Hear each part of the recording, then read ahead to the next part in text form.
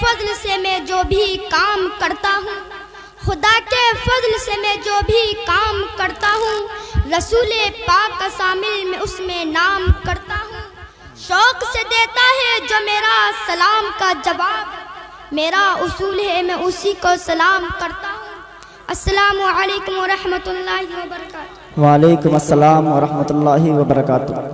الحمد للہ رب العالمین والعاقبۃ للمتقین والصلاة والسلام على سید المرسلین وعلى آلہ وأصحابہ اجمعین، اما بعد فاعوذ باللہ من الشیطان الرجیم، بسم اللہ الرحمن الرحیم، انا نحن نزلنا الذکر وانا له لحافظون، صدق اللہ المولانا العظیم۔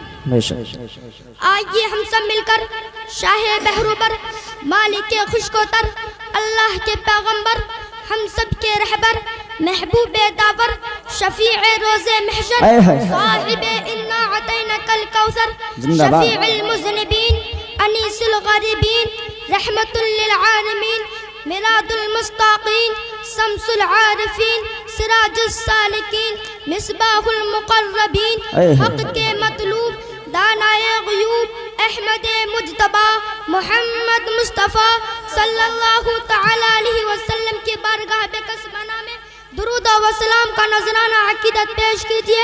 بلند آواز سے پڑھیں اللہم صلی علی سیدنا و مولانا محمد مبارک وسلم، صلو علیہ صلاۃ و سلام علیک یا رسول اللہ۔ حضرات گرامی، اللہ تعالیٰ نے قرآن شریف میں ارشاد فرمایا، انا نحن نزلنا الذکر وانا له لحافظون، بے شک ہم نے ہی اس کو نازل کیا اور ہم ہی اس کی حفاظت کرنے والے ہیں۔ آسمانی کتابیں اور بھی ہیں، آسمانی صحیفے بھی ہیں، مگر ہمارے تمہارے رب نے کسی کتاب کی ذمہ داری نہیں لی۔ آسمانی کتابیں بھی ہیں، دنیاوی کتابیں بھی ہیں، انجیل بھی ہے، توریت بھی ہے، زبور بھی ہے، قرآن مجید بھی ہے۔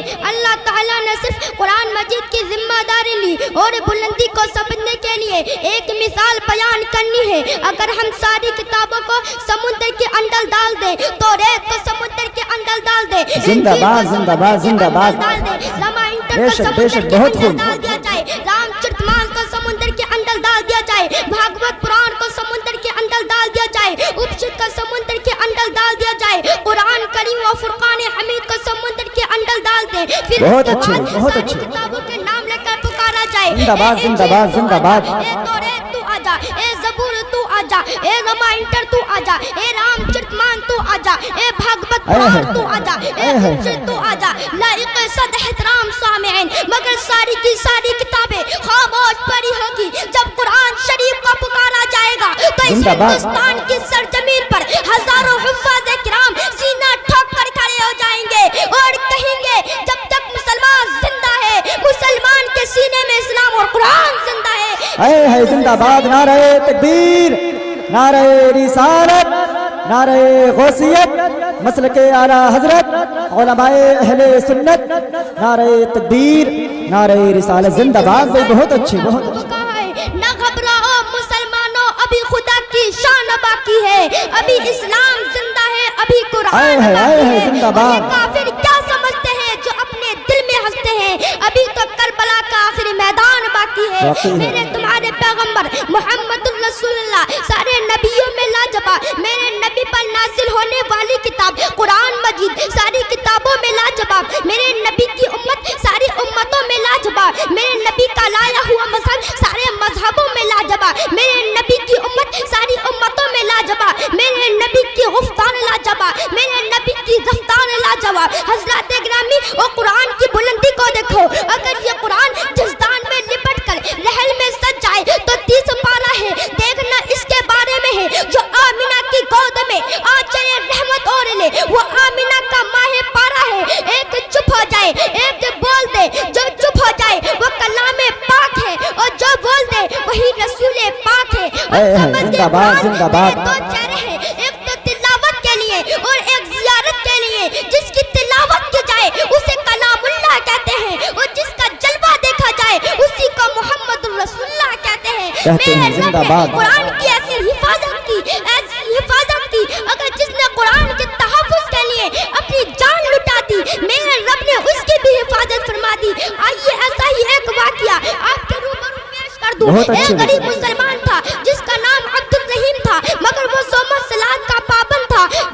معمول ایک یہودی کا نوکری کیا کرتا تھا، معمول یہ تھا جب صبح بیدار ہوتا تو قرآن کریم کی تلاوت کیا کرتا تھا، پھر قرآن کریم کی تلاوت کیا کرتا تھا۔ یہودی نے ایک دن دیکھا، 2 دن دیکھا، 2-4 مہینے دیکھا، اس سے رہا نہ گیا۔ وہ کہنے لگا، او مسلمان، تو رہتا میرے یہاں، کھاتا میرے یہاں، پیتا میرے یہاں، اور کلمہ اپنے نبی کا پڑھتا ہے، کتاب اپنے نبی پر نازل ہونے پڑتا ہے۔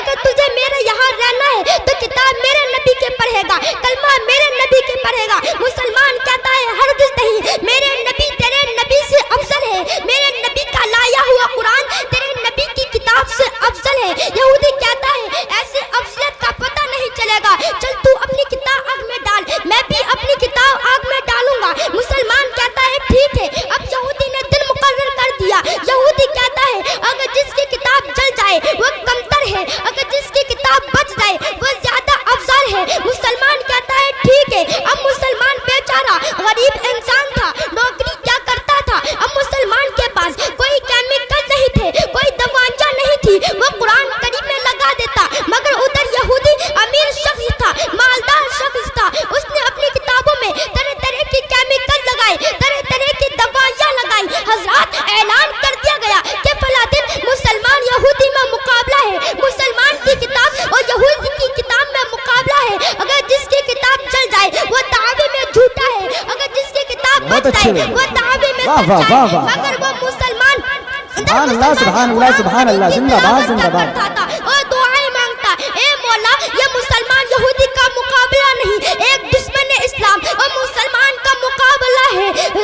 لائق عزت احترام تعظیم و تکریم سامعین، دن متعین یعنی مقرر وقت آ گیا، لاکھوں کی تعداد میں لوگ جمع ہو گئے، آگ بھڑکا دی گئی۔ یہودی اپنی کیمیکل لگائی ہوئی کتاب لے کر پہنچ گیا، مسلمان بھی اپنی کتاب لے کر پہنچ گیا۔ مسلمان کہتا ہے عبد الرحیم چل تو اپنی کتاب آگ میں ڈال، میں بھی اپنی کتاب آگ میں ڈالتا ہوں۔ جناب عبد الرحیم کہتے ہیں تو اپنی کتاب آگ میں ڈال سکتا ہے مگر میں اپنی کتاب آگ میں نہیں ڈال سکتا۔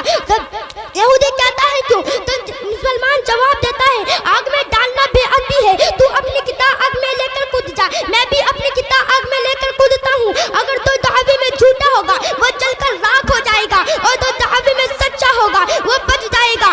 اب یہودی پریشان ہو گیا، اس نے اپنی کتابوں میں طرح طرح کی کیمیکل لگائے، طرح طرح کی دوائیاں لگائی، مگر اپنے میں کچھ نہیں لگایا تھا۔ پریشان ہو کر ادھر ادھر کی باتیں کرنے لگا، مگر وہ عاشق رسول، وہ سچا قرآن کا شہدائی، اس نے دیکھا کہ یہاں لاکھوں کی تعداد میں لوگ جمع ہیں، اگر میں آگ میں کود گیا تو لاکھوں کی تعداد میں کلمہ پڑھ کر مسلمان ہو جائیں گے۔ وہ رسول کا دیوانہ قرآن کریم کو ہاتھ میں لے کر آگ میں چھلانگ لگا دیتا ہے، یعنی کود جاتا ہے۔ لوگ سمجھ رہے تھے کہ جل کر راکھ ہو جائے گا، جب دیکھا گیا تو قرآن کریم کی تلاوت کر رہا تھا، پڑھ رہا تھا اِنَّا نَحْنُ نَزَّلْنَا الذِّکْرَ وَإِنَّا لَهُ لَحَافِظُونَ۔ سارے کے سارے لوگ اسی وقت عبد الرحیم کے ہاتھ پر کلمہ پڑھ کر مسلمان ہو گئے۔ یہ ہے قرآن کی عظمت، یہ ہے قرآن کے اعزاز۔ اے مسلمان، اگر تجھ پر کوئی پریشانی آئے تو قرآن کی تلاوت کر، اگر تو کوئی غم میں مبتلا ہے تو قرآن کی تلاوت کر، اگر تو کوئی بیماری میں مبتلا ہے تو قرآن کی تلاوت کر، اگر اپنی عظمت چاہتا ہے تو قرآن کی تلاوت کر، اگر وقار چاہتا ہے تو قرآن کی تلاوت کر، اگر انقلاب چاہتا ہے تو قرآن کی تلاوت کر، اگر عرش کے کنگروں کو سمجھنا چاہتا ہے تو قرآن کی تلاوت کر۔ اسلام کے مقدس شہزادوں، یہ قرآن یہاں بھی کامیابی دلاتا ہے اور آخرت میں بھی کام آئے گا۔ یہی قرآن شکل انسان اللہ کی بارگاہ میں حاضر ہوگا، اللہ تعالیٰ اس قرآن کو جنت میں جانے کا حکم دے گا، مگر یہ قرآن جنت میں داخل نہیں ہوگا۔ پوچھا جائے گا قرآن